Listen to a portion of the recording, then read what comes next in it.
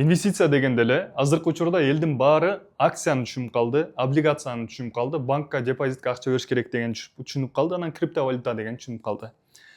Мындайча айтканда, инвестиция бул акча менен болгон гана байланыш. Инвестиция бул барабар акча деп түшүнүп калды да. Бирок инвестиция бул акчага гана тиешелүү нерсе эмес. Бул сиздердин жашооңуздарга тиешелүү болгон нерсе. Мен өзүмдүн жашоомдо инвестицияны кантип колдономун жана инвестицияны канча бөлүккө бөлөмүн. Биринчи эле менин инвестициям бул ден соолук. Мен өзүмдүн эмне кылам? Өзүмдүн ден соолугумду караймын, өзүм дарыланамын. Ушул нерсе мен азыркы учурда жаш кезимен ден соолугумду жакшы караганым, жакшы продукцияларды алганым, жакшы витаминдерди алганым, бул эмне кылат?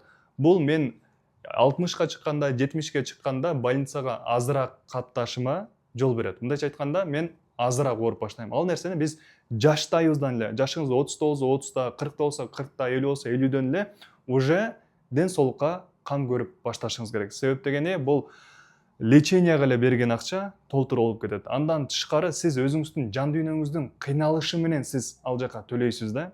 Экинчи инвестиция бул өзүмдүн акылыма же болбосо мээме кылган инвестиция. Мен өзүм толтура китептерди сатып алам, толтура курстарга барамын, тренингтерге барамын да. Мээме көбүрөөк акчаны коротомун. Себеп дегени сиздер азыркы оюңуздарды бузбасаңыздар, анын ордуна жаңы ой келбейт. Сиздин жашооңуз бул сиздин оюңуз. Сиз эмнени ойлонгон болсоңуз, ошол нерсе азыркы учурда жашооңузда бар же болбосо жакын арада болот. Эгер азыркы оюбузду биз туура эмес экенин, туура эмес жактарын өзүбүз табып биле албайбыз да, ал үчүн бизден 1-2 кадам алдыдагы адамдан үйрөнүшүбүз керек. Мен ушул жака көбүрөөк инвестиция кыламын. Андан кийинки инвестиция бул жеке бизнес. Андан тышкары мен жеке бизнеске инвестиция кылам, бул өзүмдүн бизнесим. Өзүмдүн бизнесиме мен акча саламын, ушул жака мен көбүрөөк наоборот түшкөн прибыльды мен кайра өзүмдүн бизнесиме салам. Эмне үчүн? Бул бизнес канчалык бул жаш баладай да, канчалык мен чоңойткон сайын бул ошончолук көбүрөөк түшүмүн берип салат. Себеп дегени сиз фондовый рынокко киргенде капиталыңыз канчалык чоң боло турган болсо, акчаңыз ошончолук бат көбөйөт, анан тезирээк өзүңүзгө кайтып келет да. Ал жактан сиз чоңураак сумма менен барсаңыз, киреше дагы чоң болот. Ошондуктан мен өзүмдүн бизнесиме инвестиция кылам.